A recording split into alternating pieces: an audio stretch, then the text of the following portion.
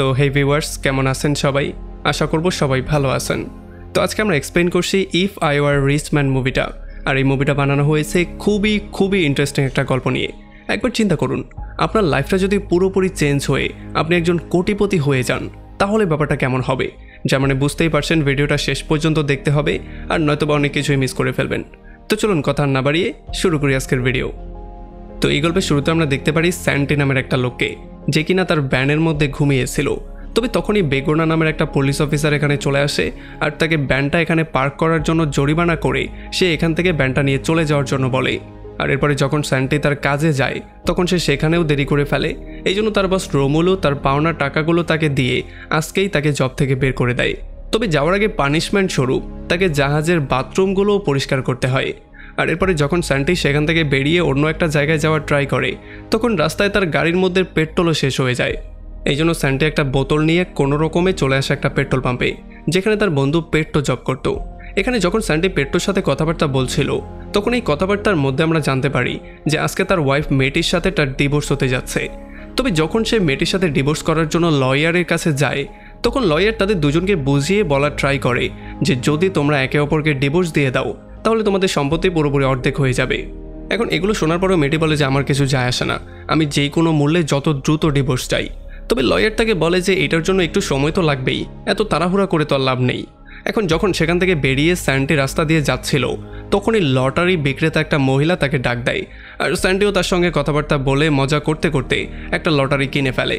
আর সে লটারির টিকিটটা তার সিগারেটের প্যাকেটের উপরে লাগিয়ে দিয়ে সেখান থেকে আস্তে করে বেরিয়ে চলে আসে।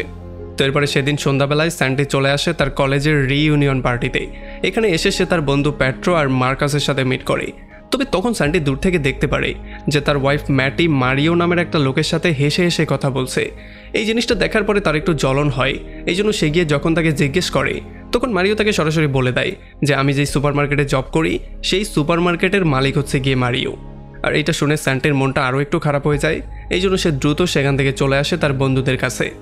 যাই হোক, এরপরে রাতের বেলায় যখন সে বাসায় যায়, তখন সে ভুলে সিগারেটের প্যাকেটটা ডাস্টবিনের মধ্যে ফেলে দেয়, কারণ লটারির টিকিট সম্পর্কে তার একটু মনেও ছিল না। তবে যখন সে সকালবেলা ঘুম থেকে উঠে রেডিও শুনতে শুনতে গোসল করা শুরু করে, তখন সে লটারি সম্পর্কে জানতে পারে। আর এই জন্য সে তখনই দৌড়ে বাইরে এসে ডাস্টবিনের মধ্যে ময়লার মধ্যে সেই সিগারেটের প্যাকেটটা খোঁজা শুরু করে। আর একটু পরে যখন সে ফাইনালি সিগারেটের প্যাকেটটা পেয়ে যায়, তখন সে খুশিতে পাগলের মতো হয়ে যায়, কারণ সে জানতে পারে এই লটারির টিকিটটা সে উইন করে ফেলেছে। যদিও স্যান্টি এই খবরটা ম্যাটিকে দেওয়ার জন্য যাওয়া শুরু করে, তবে একটা পর্যায়ে যখন সে ম্যাটির কাছে যায়, তখন সে দেখতে পারে ম্যাটি মারিওর সঙ্গে গুলুগুলু করছে। তবে এটা দেখার পরে সে যখন মন খারাপ করে চলে যায়, তখন আমরা দেখতে পারি ম্যাটি তাকে কিস করার জন্য না করে দিয়েছিল। তো এরপর স্যান্টি টিকিটটা নিয়ে চলে আসে ব্যাংকের মধ্যে তার উইন করা $25 মিলিয়ন উইথড্র করার জন্য। তবে যখন সে কাউন্টারের কাছে যায়, তখন সে ভয়ে আবারও পেছনে ব্যাক করে। আর এই ব্যাপারটা ব্যাংকের ম্যানেজার ডেমিয়ান দেখতে পারে, এই জন্য ডেমিয়ান তাকে ফলো করা শুরু করে। তবে স্যান্টি প্রচণ্ড ভয় পেয়ে তার গাড়ি দিয়েই পালিয়ে চলে আসে। তবে মাঝরাস্তায় এসে সে দেখতে পারে যে ডেমিয়ান তো তার গাড়ির পেছনেই লুকিয়েছিল। এখন ডেমিয়ান তাকে সমস্ত ব্যাপারটা খুলে বলে আর তার $25 মিলিয়ন উইথড্র করতে তাকে সাহায্য করার প্রতিশ্রুতি দেয়। তবে সে তাকে পরামর্শও দেয় যে এই টাকাগুলো খুবই প্রপার ওয়েতে খরচ করবে, টাকাগুলো পাগলের মতো উড়িয়ে দিও না। তো এরপরে যখন সে ডেমিয়ানের সাথে লাঞ্চ করতে যায়, তখন ডেমিয়ান কথাবার্তায় জিজ্ঞেস করে, বলো তোমার ফ্যামিলির কী অবস্থা? তখন স্যান্টি বলে যে আমার তো ডিভোর্স হতে যাচ্ছে। তবে এইটা শোনার পরে ডেমিয়ান তাকে পরামর্শ দিয়ে বলে যে যদি তোমার ডিভোর্স হয়ে যায়, তাহলে এই লটারির অর্ধেক টাকা তোমার ওয়াইফকে দিতে হবে। সো এই ব্যাপারটা মোটেও ঠিক হবে না, তোমার উচিত তোমার ওয়াইফের থেকে এই ব্যাপারটা লুকিয়ে রাখা। যদিও স্যান্টি কোনোভাবেই চাইছিল না তার ওয়াইফের থেকে এই জিনিসটা লুকাতে, তবে যখন পরবর্তীতে সে আবার তার ওয়াইফকে মারিওর সঙ্গে দেখতে পারে, তখন তার মাথা আবারও বেশি গরম হয়ে যায়। আর এই জন্য ফাইনালি সে সিদ্ধান্ত নিয়ে ফেলে যে সে এই সমস্ত ব্যাপারটা সবার থেকে লুকাবে। আর যখন ডেমিয়ান এসে পরে তাকে জিজ্ঞেস করে, তখন সে বলে যে হ্যাঁ, তোমার কন্ডিশনে আমি রাজি আছি। আর এরপর সে চলে আসে মারিওর কাছে, কারণ মারিও তাকে একটা জব দেওয়ার জন্য প্রপোজাল দিয়েছিল। এখন এখানে অনেকক্ষণ কথাবার্তার পরে ফাইনালি স্যান্টিকে একটা জব দিয়ে দেওয়া হয়, সে মাল লোড করার একটা চাকরি পেয়ে যায়। তবে সেখান থেকে বাসায় ব্যাক করার আগে স্যান্টি চলে আসে একটা হাইফাই শোরুমে।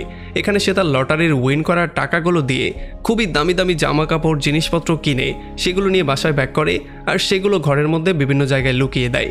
আর সে পাগলের মতো ডান্স করা শুরু করে, কারণ সে খুশিতে পাগলের মতো হয়ে গিয়েছিল।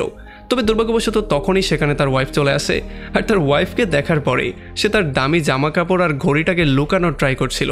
তবে তার ওয়াইফের তার উপর একটু সন্দেহ হয়ে যায় যে এখানে কোনো একটা সমস্যা তো আছেই, সে হঠাৎই উল্টাপাল্টা বিহেভ কেন করছে।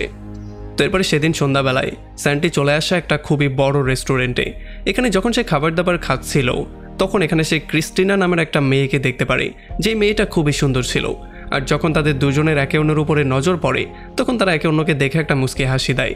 তবে যাই হোক, পরদিন সকালবেলা যখন স্যান্টি ঘুম থেকে উঠে তখন সে দেখতে পারে সে কাজের জন্য অলরেডি অনেকটা লেট হয়ে গেছে। এই জন্য সে দৌড়ে চলে আসে সেই সুপার শপে, আর এখানে এসে সে তার সহকর্মী তানিয়ার কাছে মাপও চায়। তবে এরপরে ম্যাটি তাকে জিজ্ঞেস করে যে কালকে রাতে তুমি ছিলে কোথায়। তবে যখনই সে অ্যান্সারটা দিতে যাচ্ছিল তখন এখানে মারিও এসে তাকে উল্টাপাল্টা বলা শুরু করে। তবে ম্যাটি ব্যাপারটাকে হ্যান্ডেল করে নেয়। তো এরপরে পরদিন সকালবেলা স্যান্টি গিয়ে আরিস নামের একটা সার্ফারের সাথে মিট করে, যে কিনা তাকে সার্ফার শেখাবে, কারণ সে নিজেও এখন সার্ফিং শিখতে চায়। আর কয়েকদিন প্র্যাকটিস করার পরে ফাইনালি সে অনেকটা সার্ফিং শিখেও ফেলে, আর সমুদ্রের মধ্যে সে ভালো করেই সার্ফিং করতে পারছিল। তো এরপরে সেদিন সন্ধ্যাবেলায় যখন স্যান্টি আবারও একটা হাইফাই রেস্টুরেন্টে চলে আসে তখন তাকে তার বন্ধু মার্কাস আর পেট্রো কল দেয়। এখানে যখন কথাবার্তা হচ্ছিল তাদের মধ্যে তখন স্যান্টি তাকে সার্ফিং শেখা সম্পর্কে বলে। তবে এটা শোনার পরে মার্কাসের মনের মধ্যে একটু সন্দেহ হয়। তার মনে হয় যে স্যান্টি মনে হয় ডিপ্রেশনের মধ্যে গিয়ে এরকম পাগলের মতো প্রলাপ বলছে, কারণ সার্ফিং শেখা হচ্ছে বড় লোকদের কাজ, আর তার কাছে নাই কোনো টাকা, সে কেন সার্ফিং শিখতে যাবে। আর এই জন্য সে তাকে বলে যে আমাদের কাছে চলে আসো, আমাদের সঙ্গে মিট করো, আমরা কথাবার্তা বলে ব্যাপারটাকে সলভ করতে পারবো। তবে আমরা দেখতে পারি যে স্যান্টি তার সঙ্গে মিট করতে চায় না, সে ফোনটা কাট করে দেয়। তারপরে পরদিন সকালবেলা ড্যামিয়ানের সাথে স্যান্টি চলে আসে রোমুলুর একটা শিপ কেনার জন্য।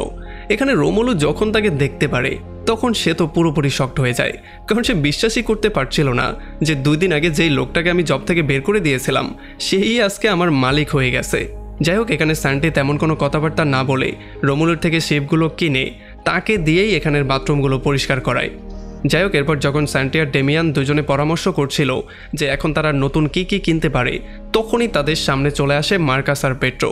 তাদের দুজনকে দেখার পরে স্যান্টি পুরোপুরি শকড হয়ে যায়, আর সে কিভাবে লুকাবে সেটাও সে বুঝতে পারছিল না। আর যখন মার্কাস আর পেট্রো তার এমন নতুন জামাকাপড় দেখতে পারে তখন তারা পুরোপুরি শকড হয়ে যায়। এত দামি দামি জামাকাপড় স্যান্টি কোথায় পেয়েছে এগুলোও তাদের মনের মধ্যে একটা কোয়েশ্চেন ছিল। তবে স্যান্টি তাদেরকে মিথ্যা বলে বুঝিয়ে দেয় যে এই জামাকাপড়গুলো তো আমাকে আমার বস দিয়েছে, কারণ আমার নতুন চাকরির জন্য এগুলো দরকার হয়েছে। তবে মার্কাস আর পেট্রো তাদের উপর একটু বেশি রাগ করেছিল, আর তারা এটা বলে চলে যায় যে আজকাল তুমি আমাদেরকে ইগনোর করছো, সো এই ব্যাপারটা মোটেও তুমি ঠিক করছো না। যাই হোক, এরপরে রাতের বেলায় ডেমিয়ান আর স্যান্টি দুজন খুবই ভরপেট খাবার দাবার খেয়ে বাসায় ব্যাক করে। আর যখন স্যান্টি বাসায় এসে জামাকাপড় চেঞ্জ করে আগের জামাকাপড় পরে বাসায় ঢুকে তখন সে দেখতে পারে তার ওয়াইফের বাবা মা এখানে ডিনার করার জন্য এসেছে। এখন বাধ্য হয়ে তাকেও তাদের সঙ্গে ডিনার করতে বসতে হয়। তবে সে কোনোভাবেই খাবার দাবার খেতে পারছিল না, কারণ তার পেট অলরেডি ভরা, সো এখন সে কিভাবে খাবে। তবে তবুও যখন সে জোর করে একটু ঢোকানোর ট্রাই করে তখন খুব দ্রুতই তার পেট খারাপ হয়ে যায় আর তার বমি আসা শুরু হয়ে যায়। এই জন্য সে দৌড়ে চলে যায় বাথরুমের দিকে। আর যখন সে বাথরুমে যায় তখন ম্যাটের মা ম্যাটিকে জিজ্ঞেস করে যে তোমাদের ম্যারিড লাইফ কেমন চলছে। তখন ম্যাটিও মিথ্যা কথা বলে দেয় যে আমাদের মধ্যে তো খুবই বন্ডিং, আমরা তো খুবই ভালো একটা লাইফ লিড করছি। যাই হোক, এরপরে যখন স্যান্টি আবারও বাথরুম থেকে ব্যাক করে তখন তার শ্বশুর তার হাতের ঘড়িটা দেখতে পারে।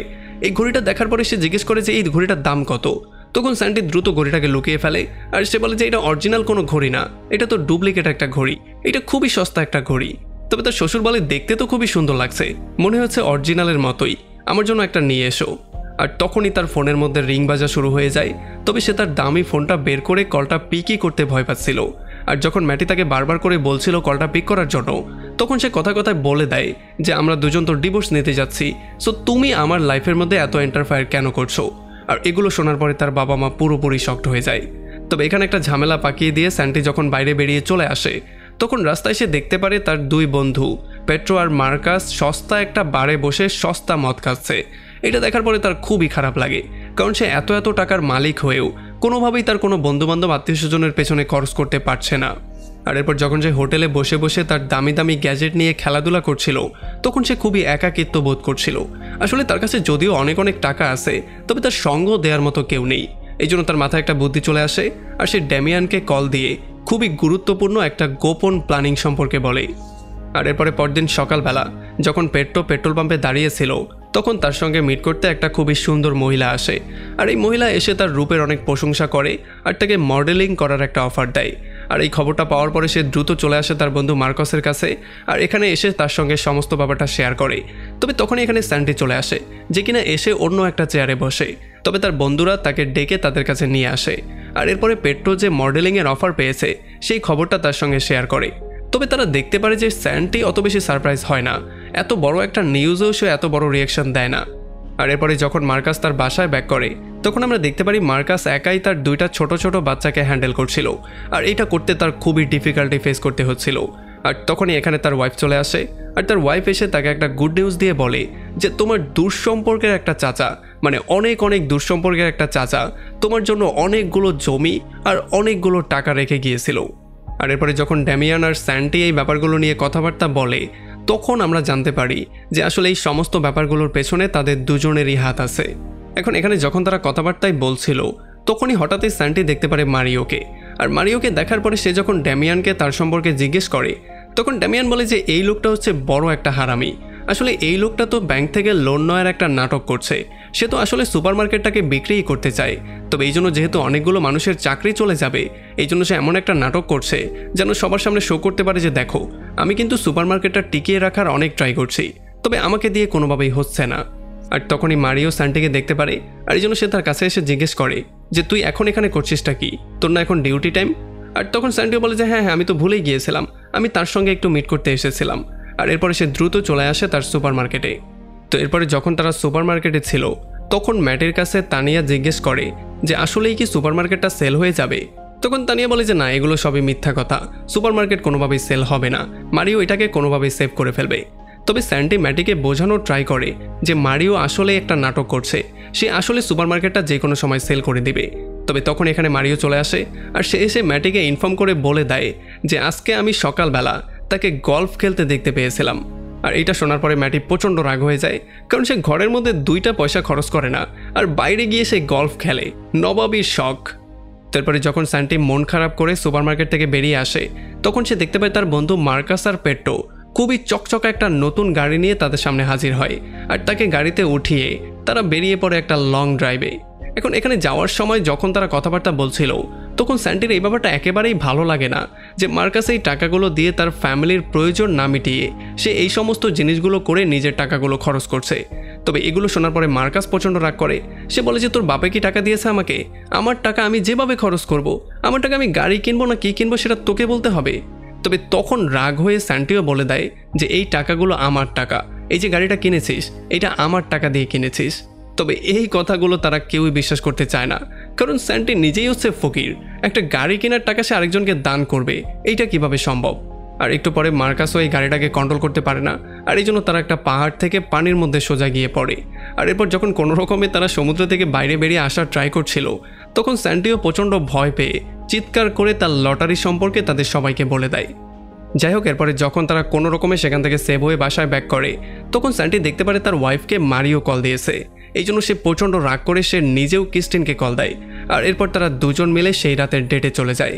স্যান্টি চলে যায় ক্রিস্টিনের সাথে ডেটে আর ম্যাটি চলে যায় মারিওর সাথে।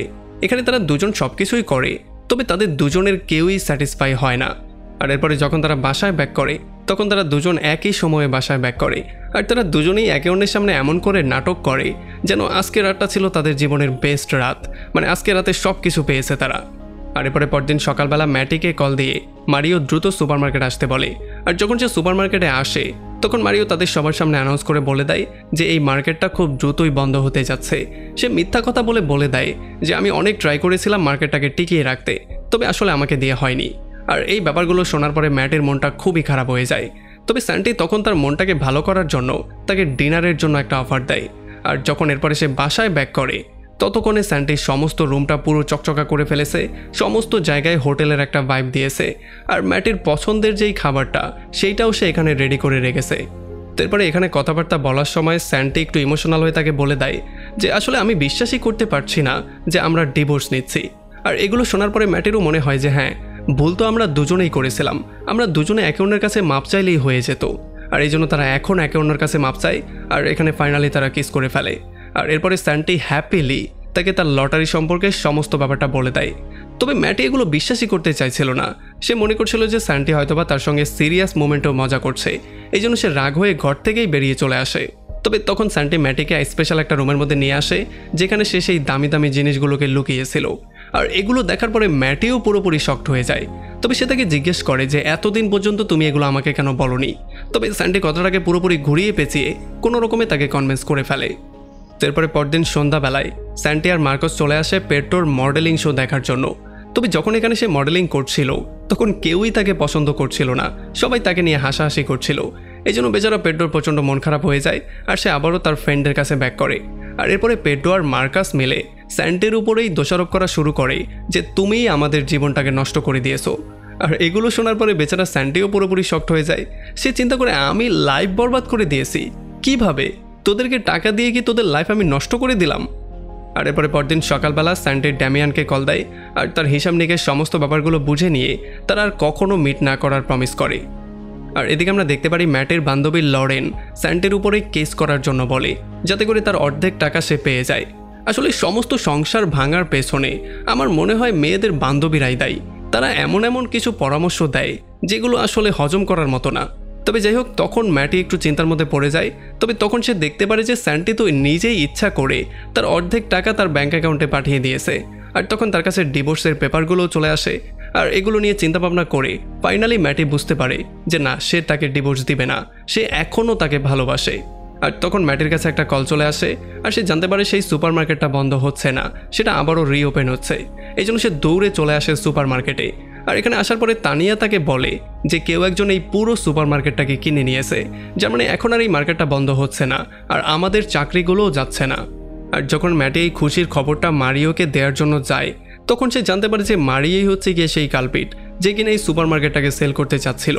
আর তখন এখানে ড্যামিয়ান চলে আসে আর ড্যামিয়ান বলে যে মারিওকে জব থেকে বের করে দেওয়া হয়েছে আর এখন এই সুপার মার্কেটের পুরোপুরি ডিরেক্টর, মানে এই পুরো সুপার মার্কেট হ্যান্ডেল করবে তুমি, মানে ম্যাটি। আর এই জন্য ম্যাটিও পাগলের মতো হয়ে স্যান্টিকে খোঁজা শুরু করে এই খবরটা দেওয়ার জন্য। তবে তখন আমরা দেখতে পারি স্যান্টি এয়ারপোর্টে সেখান থেকে চলে যাওয়ার ট্রাই করছে আর ম্যাটিও তাকে ফলো করতে করতে এয়ারপোর্ট চলে আসে। আর ফাইনালি অনেকক্ষণ খোঁজাখুঁজি করার পরে সে স্যান্টিকে পেয়েও যায়। ম্যাটি তাকে দেখার সঙ্গে সঙ্গে জোরে একটা চড় মারে আর তার সঙ্গে চিল্লাচিল্লি করা শুরু করে। তবে তখনই আবার তারা দুজন একে অন্যকে কিস করে ফেলে। আর এরপরেই আমরা দেখতে পারি তাদের লাইফটা পুরোপুরি পারফেক্ট হয়ে যায়। তারা একে অন্যকে সাপোর্ট করা শুরু করে। তাদের কাছে যেহেতু টাকাও আছে এই জন্য তারা লাইফটাকে খুবই ভালো করে এনজয় করছিল। আর এমনই একটা ইন্টারেস্টিং পয়েন্টে এই পুরো মুভিটা এখানে শেষ হয়ে যায়। তো আমাকে কমেন্ট করে জানান কেমন লাগলো ভিডিও। যদি ভালো লাগে তাহলে অবশ্যই একটা লাইক করবেন। আর যদি এখনও আমাদের চ্যানেলটা সাবস্ক্রাইব করে না থাকেন তাহলে প্লিজ করে ফেলুন। তো আমাদের দেখা হবে অন্য কোনো ভিডিওতে অন্য কোনো একদিন। Till then, take care.